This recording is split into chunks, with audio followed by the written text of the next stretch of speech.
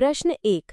GDP यानी सकल घरेलू उत्पाद किसे कहते हैं?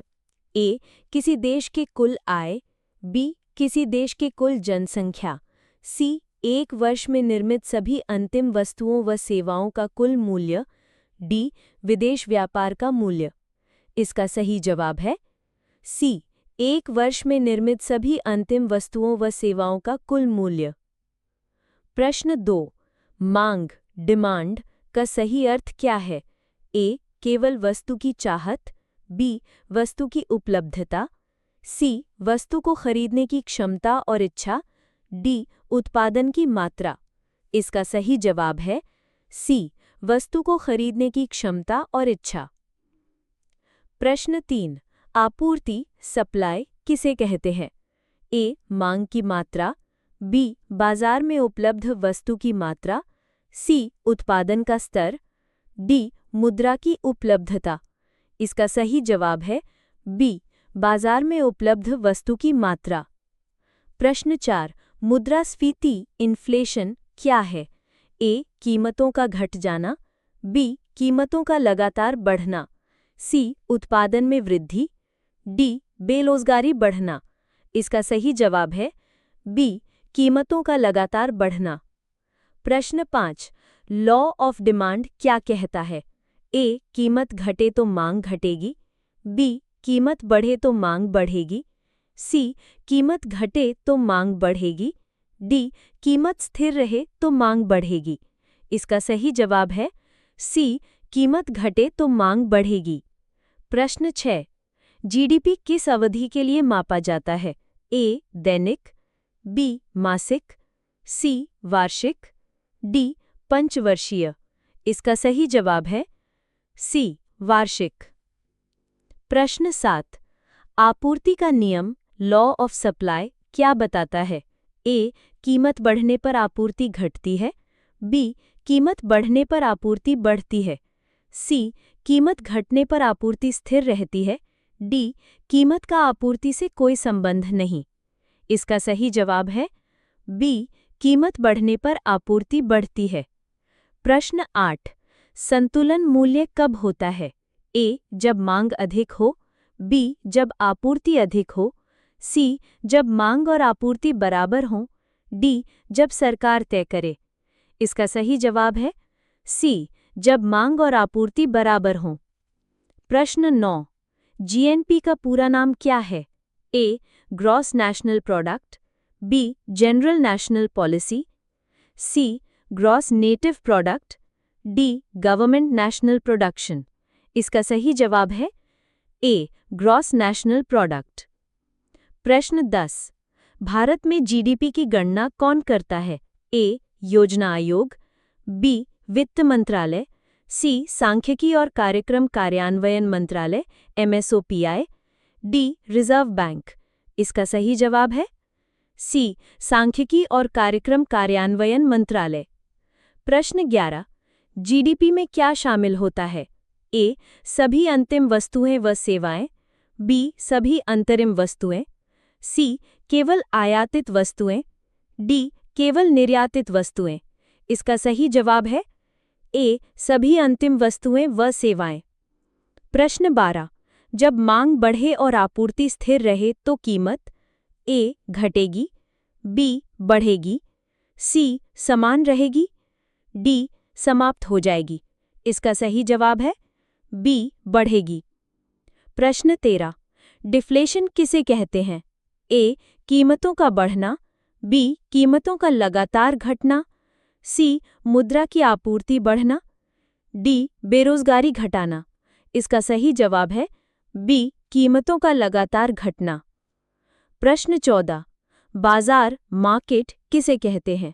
ए केवल सामान खरीदने की जगह, बी मांग और आपूर्ति का मिलन स्थल, सी केवल सरकारी नीति, डी केवल विदेश व्यापार। इसका सही जवाब है बी मांग और आपूर्ति का मिलन स्थल। प्रश्न 15। भारत में जीडीपी किस आधार पर गिनी जाती है? ए उत्पादन पद्धति, बी व्यय पद्धति, सी आय पद्धति, डी सभी। इसका सही जवाब है डी सभी। प्रश्न 16। बेरोजगारी किस स्थिति को कहते हैं? ए, जब हर कोई काम कर रहा हो। बी, जब काम की इच्छा हो पर काम न मिले। सी, जब आय अधिक हो। डी, जब कीमतें घटें। इसका सही जवाब है बी, जब काम की इच्छा हो पर काम न मिले। प्रश्न 17। मुद्रास्फीति का मापन किससे होता है? ए, थोक मूल्य सूचकांक WPI। बी, उपभोक्ता मूल्य सूचकांक CPI। सी, दोनों। डी, इनमें से कोई नहीं। इसका सही जवाब है सी, दोनों। प्रश्न 18। रिसेशन का अर्थ है? ए, उत्पादन और आय का लगातार घट जाना। बी, उत्पादन और आय का लगातार बढ़ना। सी, कीमतों का स्थिर रहना। डी, मांग और आपूर्ति बराबर होना। इसका सही जवाब है ए, उत्पादन और आय का लगातार घट जाना। प्रश्न 19। मोनोपोली एकाधिकार बाजार किसे कहते हैं? ए, जहां एक ही विक्रेता हो। बी, जहां एक ही खरीदार हो। सी, जहां बहुत से विक्रेता हों। डी, जहां कोई विक्रेता ना हो। इसका सही जवाब है ए, जहां एक ही विक्रेता हो। प्रश्न 20। ओलिगोपोली किसे कहते हैं? ए, एक विक्रेता और कई खरीदार। बी, कुछ विक्रेता और बहुत से खरीदार। सी, बहुत से विक्रेता और बहुत से खरीदार। डी, केवल सरकारी विक्रेता। इसका सही जवाब है बी, कुछ विक्रेता और बहुत से खरीदार। प्रश्न 21। जीडीपी डिफ्लेटर क्या मापता है? ए, वास्तविक जीडीपी और नाममात्र जीडीपी का अनुपात। बी, केवल उत्पादन। सी, केवल उपभोग। डी, केवल आयात। इसका सही जवाब है ए, वास्तविक जीडीपी और नाममात्र जीडीपी का अनुपात। प्रश्न 22।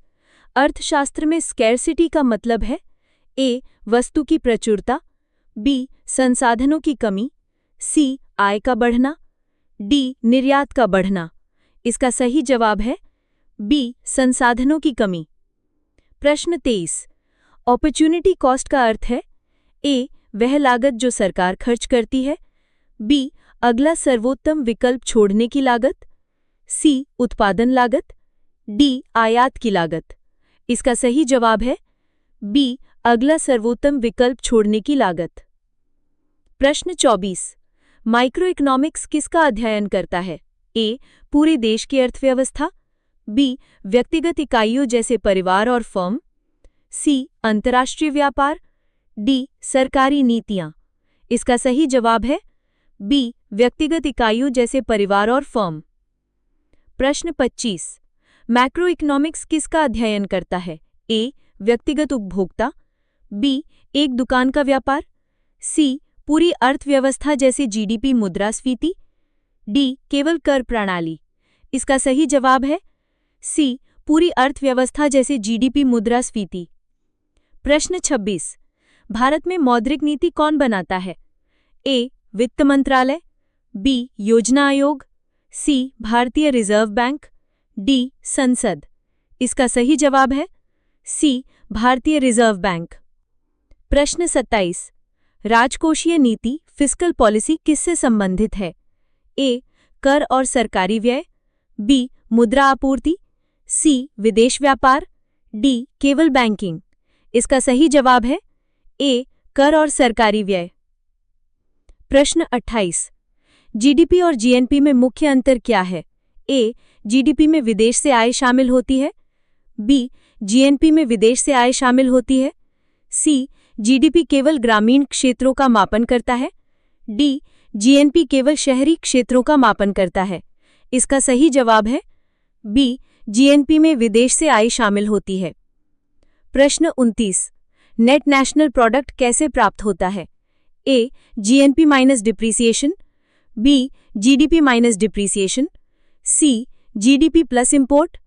D, GNP plus export.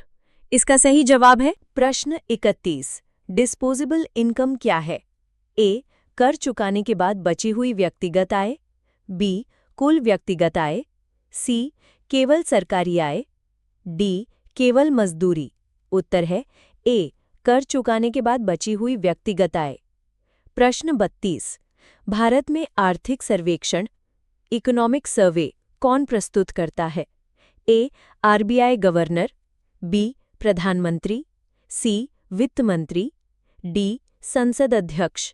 उत्तर है सी वित्त मंत्री। प्रश्न 33। जब कीमतें लगातार बढ़ रही हों और उत्पादन घट रहा हो, इसे क्या कहते हैं? ए मंदी, रिसेशन, बी अपस्फीति, डिफ्लेशन, सी स्टैगफ्लेशन, डी डिप्रेशन। उत्तर है सी स्टैगफ्लेशन। प्रश्न 34। डिप्रेशन क्या है?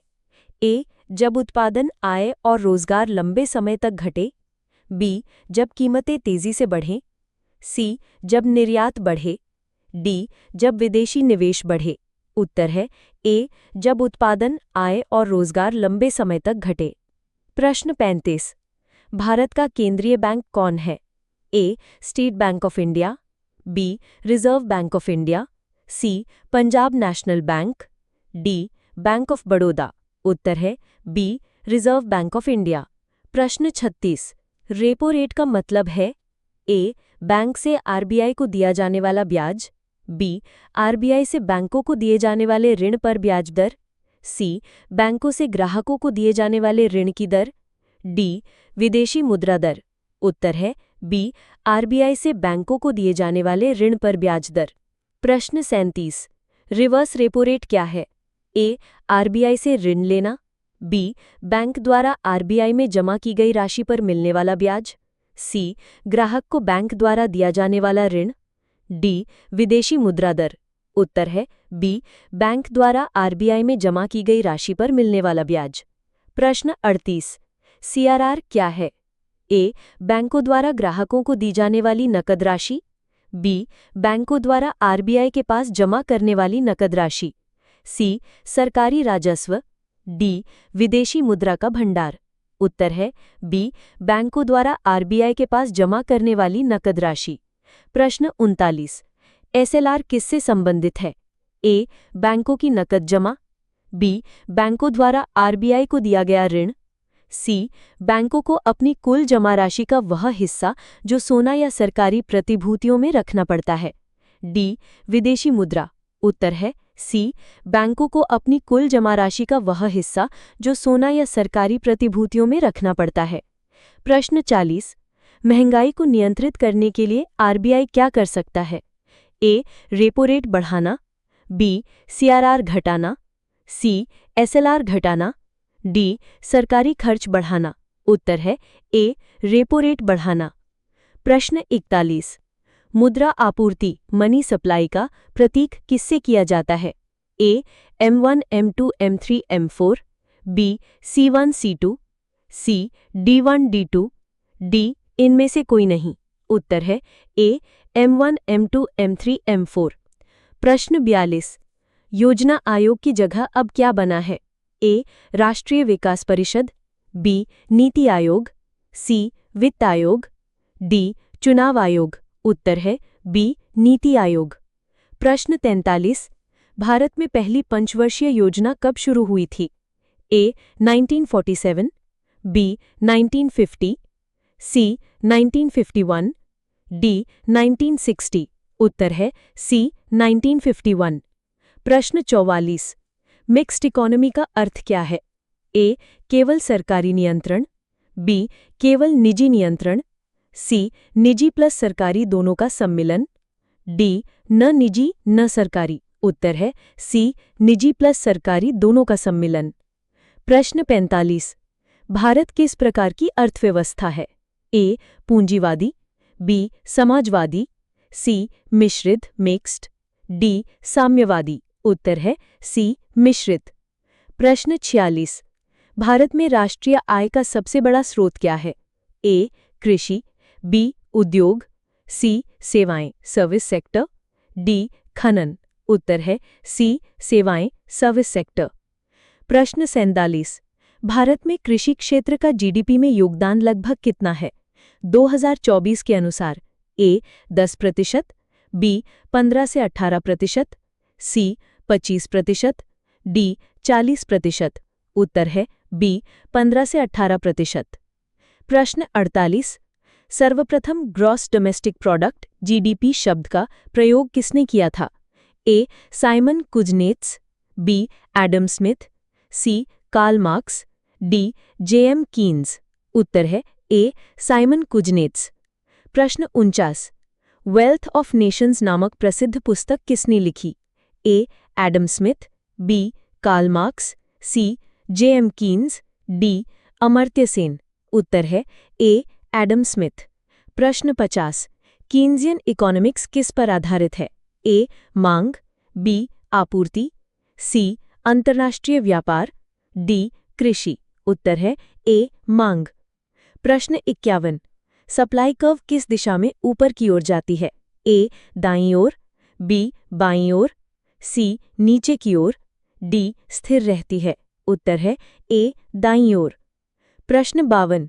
डिमांड कर्व किस दिशा में जाती है?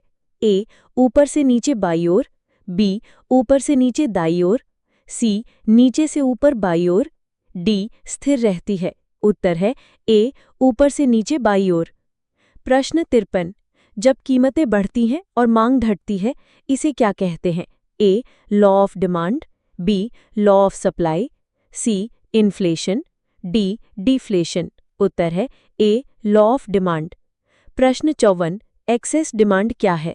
ए मांग greater than supply, B supply greater than demand, C demand equals supply, D कीमत स्थिर। उत्तर है ए मांग ग्रेटर देन सप्लाई। प्रश्न 55। एक्सेस सप्लाई क्या है? ए मांग greater than supply, B supply greater than demand, C demand equals supply, D कीमत स्थिर। उत्तर है B supply greater than demand. प्रश्न 56। यदि मांग और आपूर्ति बराबर हैं तो किस स्थिति में होता है? ए सरप्लस, बी शॉर्टेज, सी इक्विलिब्रियम, डी डिफ्लेशन। उत्तर है सी इक्विलिब्रियम। प्रश्न 57। प्राइस सीलिंग क्या है? ए न्यूनतम कीमत सीमा, बी अधिकतम कीमत सीमा, सी औसत कीमत, डी कीमत स्थिर करना। उत्तर है बी अधिकतम कीमत सीमा। प्रश्न 58। प्राइस फ्लोर क्या है?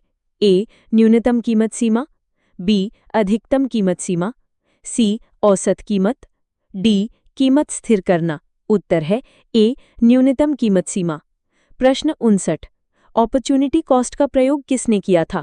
A Adam Smith, B WS जेवंस, C Pigou, D सैमुएल्सन। उत्तर है सी पीगू। प्रश्न 60। नेशनल इनकम में क्या शामिल नहीं होता? ए जीडीपी, बी एनएनपी, सी ट्रांसफर पेमेंट्स जैसे पेंशन अनुदान, डी पर्सनल इनकम। उत्तर है सी ट्रांसफर पेमेंट्स। प्रश्न 61। इन्फ्लेशन और डिफ्लेशन के बीच मुख्य अंतर क्या है? ए मुद्रास्फीति में कीमत बढ़ती है, अवस्फीति में घटती है, बी दोनों में कीमत बढ़ती है, सी दोनों में कीमत घटती है, डी दोनों स्थिर रहती है। इसका सही जवाब है ए मुद्रास्फीति में कीमत बढ़ती है, अवस्फीति में घटती है। प्रश्न 62। स्टैगफ्लेशन किस स्थिति को कहते हैं? ए मुद्रास्फीति प्लस बेरोजगारी बढ़ना, बी मुद्रास्फीति घटना, सी उत्पादन बढ़ना, डी निर्यात बढ़ना। इसका सही जवाब है ए मुद्रास्फीति प्लस बेरोजगारी बढ़ना। प्रश्न 63।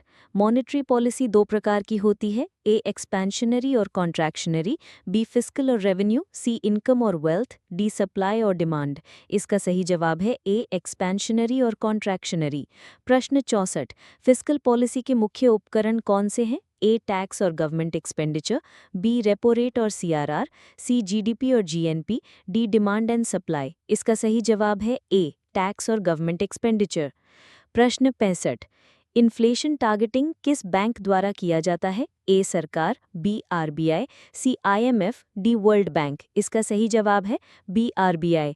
प्रश्न 66। एग्रीगेट डिमांड सकल मांग क्या है? ए कुल उत्पादन, बी पूरे देश में सभी वस्तुओं और सेवाओं की कुल मांग, सी केवल निजी मांग, डी केवल सरकारी मांग। इसका सही जवाब है बी पूरे देश में सभी वस्तुओं और सेवाओं की कुल मांग। प्रश्न 67।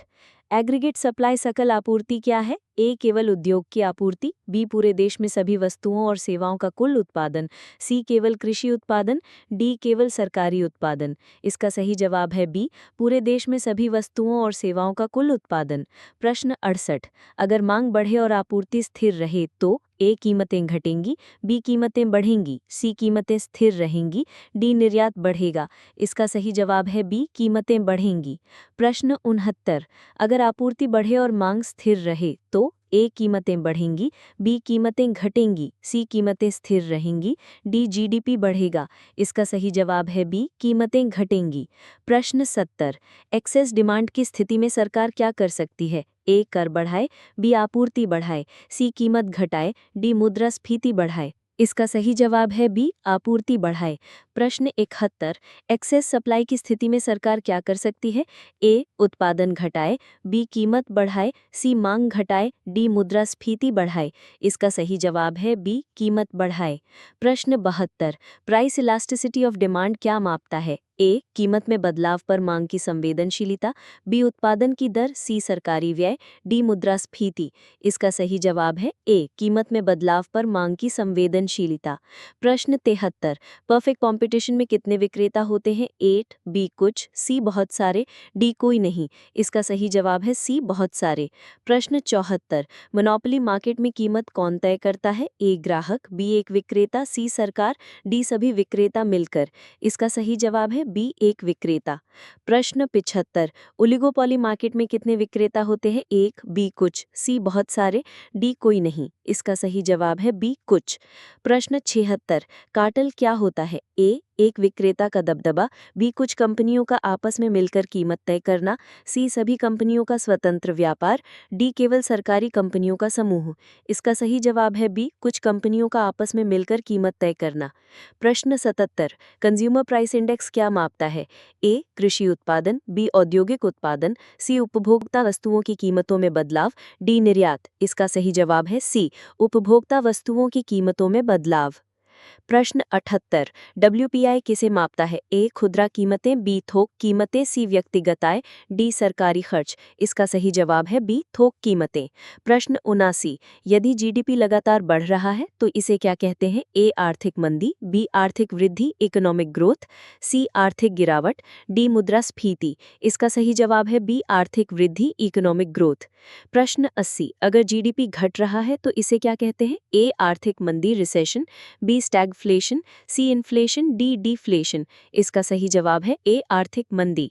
प्रश्न 81, बैलेंस ऑफ पेमेंट क्या है? ए आय और व्यय का संतुलन, बी देश के विदेश व्यापार और वित्तीय लेन देन का लेखा, सी केवल निर्यात, डी केवल आयात। इसका सही जवाब है बी देश के विदेश व्यापार और वित्तीय लेन देन का लेखा। प्रश्न 82, करंट अकाउंट में क्या शामिल होता है? ए आयात और निर्यात, बी विदेशी निवेश और ऋण, सी सरकारी ऋण, डी मुद्रा दर। इसका सही जवाब है ए आयात और निर्यात। प्रश्न 83, कैपिटल अकाउंट क्या दर्शाता है? ए आयात और निर्यात, बी विदेशी निवेश और ऋण, सी मुद्रास्फीति, डी जीडीपी। इसका सही जवाब है बी विदेशी निवेश और ऋण। प्रश्न 84, यदि मुद्रा आपूर्ति बढ़ती है तो कीमतों पर क्या प्रभाव पड़ता है? ए कीमतें घटेंगी, बी कीमतें बढ़ेंगी, सी कीमतें स्थिर रहेंगी, डी बेरोजगारी बढ़ेगी। इसका सही जवाब है बी कीमतें बढ़ेंगी। प्रश्न 85, यदि मुद्रा आपूर्ति घटती है तो कीमतों पर प्रभाव? ए बढ़ती हैं, बी घटती हैं, सी स्थिर रहती हैं, डी कोई असर नहीं। इसका सही जवाब है बी घटती हैं। प्रश्न 86, नेशनल इनकम में कौन सा घटक शामिल नहीं होता? ए वेजेस मजदूरी, बी रेंट भाड़ा, सी इंटरेस्ट ब्याज, डी ट्रांसफर पेमेंट्स जैसे पेंशन। इसका सही जवाब है डी ट्रांसफर पेमेंट्स जैसे पेंशन। प्रश्न 87, aggregate demand greater than aggregate supply तो मार्केट में क्या होगा? ए कीमतें बढ़ेंगी, बी कीमतें घटेंगी, सी कीमतें स्थिर रहेंगी, डी बेरोजगारी बढ़ेंगी। इसका सही जवाब है ए कीमतें बढ़ेंगी। प्रश्न 88, यदि aggregate supply greater then aggregate demand तो क्या होगा? ए कीमतें बढ़ेंगी, बी कीमतें घटेंगी, सी कीमतें स्थिर रहेंगी, डी जीडीपी बढ़ेगा। इसका सही जवाब है बी कीमतें घटेंगी। प्रश्न 89, फिस्कल डेफिसिट किसे कहते हैं? ए सरकार की कुल आय ग्रेटर देन कुल व्यय, बी सरकार की कुल आय बैट देन कुल व्यय, सी केवल तराय, डी केवल विदेशी ऋण। इसका सही जवाब है बी सरकार की कुल आय बैट देन कुल व्यय। प्रश्न 90, रेवेन्यू डेफिसिट क्या है? ए कुल व्यय माइनस कुल आय राजस्व पक्ष, बी कुल व्यय माइनस कुल आय पूंजी पक्ष, सी आयात माइनस निर्यात, डी मुद्रास्फीति। इसका सही जवाब है ए कुल व्यय माइनस कुल आय राजस्व पक्ष। प्रश्न 91, बैलेंस ऑफ ट्रेड किसे कहते हैं? ए आयात और निर्यात का अंतर, बी जीडीपी का अंतर, सी मुद्रास्फीति का माप, डी बेरोजगारी का माप। इसका सही जवाब है ए आयात और निर्यात का अंतर। प्रश्न 92, कोटा का अर्थ है ए न्यूनतम मूल्य सीमा, बी सरकार द्वारा आयात या निर्यात की सीमा, सी जीडीपी में वृद्धि, डी बेरोजगारी घटाना। इसका सही जवाब है बी सरकार द्वारा आयात या निर्यात की सीमा। प्रश्न 93, सब्सिडी किसके लिए दिया जाता है? ए सरकार के कर्मचारियों के लिए, बी उत्पादन बढ़ाने और कीमत नियंत्रित करने के लिए, सी केवल निर्यात के लिए, डी केवल कर संग्रह के लिए। इसका सही जवाब है बी उत्पादन बढ़ाने और कीमत नियंत्रित करने के लिए। प्रश्न 94, टैरिफ किसे कहते हैं? ए आयात या निर्यात पर लगने वाला कर, बी घरेलू कर, सी मजदूरी, डी ब्याज दर। इसका सही जवाब है ए आयात या निर्यात पर लगने वाला कर। प्रश्न 95, यदि डिमांड इलास्टिसिटी ग्रेटर देन 1 तो मांग है A elastic, B inelastic, C perfectly elastic, D perfectly inelastic. इसका सही जवाब है ए इलास्टिक। प्रश्न 96, यदि डिमांड इलास्टिसिटी लेस देन 1 तो मांग है A elastic, B inelastic, C perfectly elastic, D perfectly inelastic. इसका सही जवाब है बी इन इलास्टिक। प्रश्न 97, यदि डिमांड इलास्टिसिटी इक्वल टू 1 तो मांग है A unit elastic, B elastic, C inelastic, D perfectly inelastic. इसका सही जवाब है ए यूनिट इलास्टिक। प्रश्न 98, मार्जिनल कॉस्ट एमसी किसे कहते हैं? ए कुल लागत, बी उत्पादन की अंतिम इकाई पर आने वाली अतिरिक्त लागत, सी औसत लागत, डी सरकारी व्यय। इसका सही जवाब है बी उत्पादन की अंतिम इकाई पर आने वाली अतिरिक्त लागत। प्रश्न 99, एवरेज कॉस्ट एसी किसे कहते हैं? ए कुल लागत उत्पादित इकाई, बी अंतिम इकाई की लागत, सी कुल राजस्व, डी आयात और निर्यात का अंतर। इसका सही जवाब है ए कुल लागत उत्पादित इकाई।